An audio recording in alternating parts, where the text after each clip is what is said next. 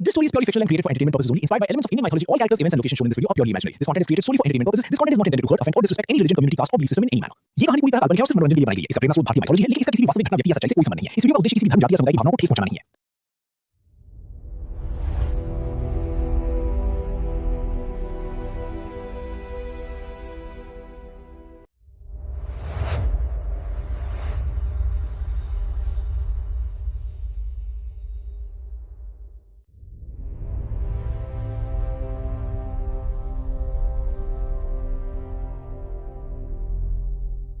महाभारत युद्ध 3102 BCE।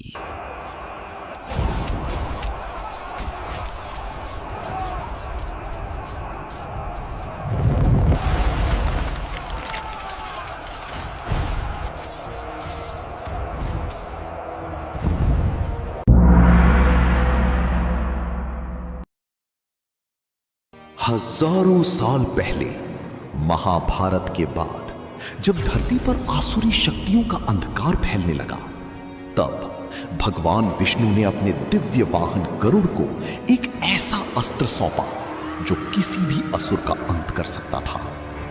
लेकिन उस अस्त्र को मानवों की नजरों से दूर हिमालय की एक रहस्यमयी गुहा में छुपा दिया गया। भविष्यवाणी थी कि कलयुग में जब अंधकार अपनी सीमा पार करेगा, तब एक चुना हुआ वीर उसे ढूंढने आएगा, और वो समय अब आ चुका था।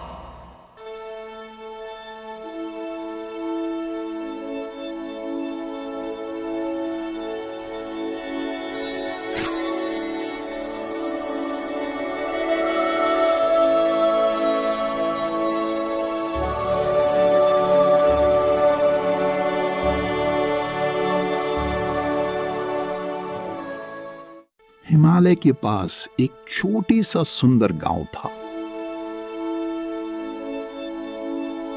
उस गांव में रहता था 16 साल का आरव, सीधा, हिम्मती और दिल का साफ। उसकी दादी हर रात उसे विष्णु और गरुड़ की पुरानी कथाएं सुनाया करती थी। याद रखना आरव, जब भी अंधकार बढ़ता है कोई न कोई उसे रोकने जरूर आता है। एक रात आरव को एक अजीब सपना आया। उसने देखा काले बादलों को चीरते हुए एक विशाल सुनहरा गरुड़ आसमान से उसकी तरफ उतर रहा है। उसकी आंखें नीली रोशनी से चमक रही थी। गरुड़ की आवाज गूंजी, समय आ गया है, अंधकार लौट रहा है। आरव अचानक नींद से उठ बैठा। क्या है? उसके हाथ में एक चमकता हुआ सुनहरा पंख था। आरव, अब वक्त आ गया है सच जानने का। दादी ने एक पुराना लकड़ी का संदूक खोला। ये है एक प्राचीन नक्शा और विष्णु का प्राचीन यंत्र। मतलब वो सब सच है? हाँ बेटा, और शायद तुम ही वो चुने हुए वीर हो। वो नक्शा सीधा पॉइंट कर रहा था हिमालय की नागशिला गुहा की तरफ। उसी रात गांव के आसपास अजीब घटनाएं होने लगी। पेड़ सूखने लगे और अंधेरी रात में लाल आंखें चमकने लगी। काल वक्र असुर फिर से जाग रहा है। मैं डर कर नहीं बैठ सकता। अगर ये मेरा फर्ज है तो मैं जाऊंगा। आरव अकेला निकल पड़ा हिमालय की ओर, गरुड़ अस्त्र को ढूंढने। ये सफर आरव के लिए बिल्कुल आसान नहीं होने वाला था।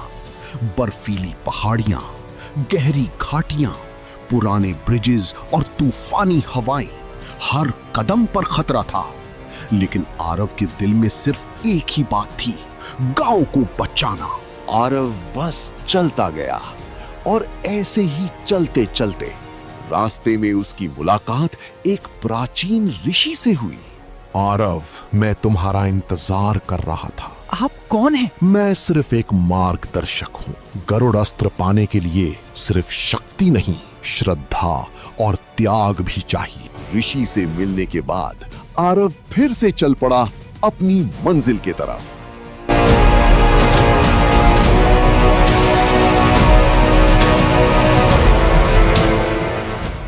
आखिरकार आरव नागशिला गुहा के सामने पहुंच गया। जैसे ही वो अंदर गया, दीवारों पर संस्कृत के नीले सिंबल्स चमकने लगे। वो धीरे धीरे अंदर गया। गुहा के अंदर आरव के सामने 3 परीक्षाएं आईं। पहली परीक्षा डर की। उसने देखा उसका गांव जल रहा है, दादी उसे पुकार रही हैं। आरव, मुझे बचाओ। ये सच नहीं है। दूसरी परीक्षा सच्चाई की। उसके सामने सोने, राज्य और अपार शक्ति का लालच रखा गया। मुझे सिर्फ सच चाहिए। तीसरी और सबसे कठिन परीक्षा त्याग की। या तो गरुड़ास्त्र या दादी की जान। अगर चुनना पड़े तो मैं अपनों को ही चुनूंगा।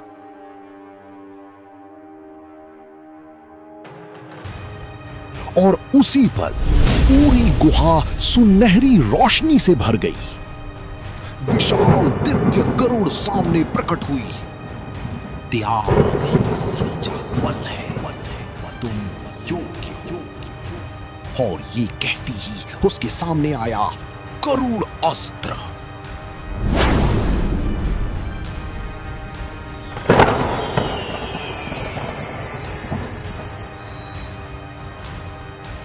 आरव बदल चुका था, उसको वो शक्ति महसूस हो रहा था।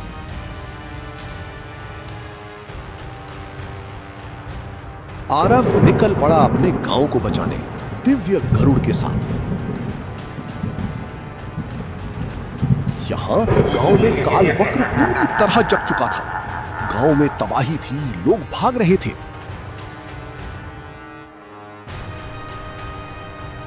उसी वक्त आरव वहां पहुंच गया गरुड़ अस्त्र के साथ। तुम मुझे हरा नहीं सकते। ये सिर्फ लड़ाई नहीं, धर्म का युद्ध है। और फिर कालवक्र असुर और आरव के बीच घमासंड युद्ध शुरू हुआ।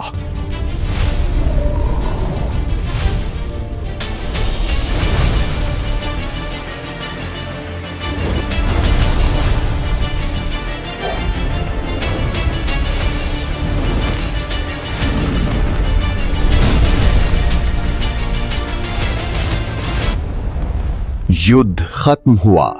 एक बार फिर अच्छाई की जीत हुई। आसमान साफ हो गया। सूरज की पहली किरण गांव पर पड़ी। गांव के लोग खुश थे और हाथ जोड़ के प्रणाम करने लगे। दादी आरव को देख के खुश थीं। तभी दिव्य गरुड़ आखिरी बार प्रकट हुई। जब तक धर्म और श्रद्धा जिंदा है, गरुड़ अस्त्र कभी नष्ट नहीं होगा। और वो दिव्य अस्त्र रोशनी बनकर आरव के हृदय में समा गया।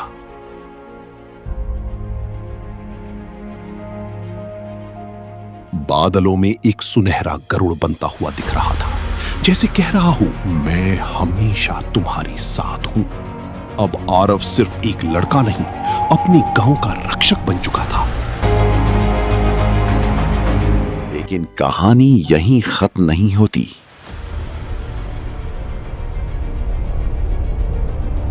एक और शक्ति जाग रही थी। नागमणि अब गलत हाथों में है। इस बार दुश्मन कोई राक्षस नहीं, एक इंसान है। हिमालय के नीचे छुपा हुआ नागलोक में अभी नागमणि नहीं था। अगला अध्याय अब शुरू होगा।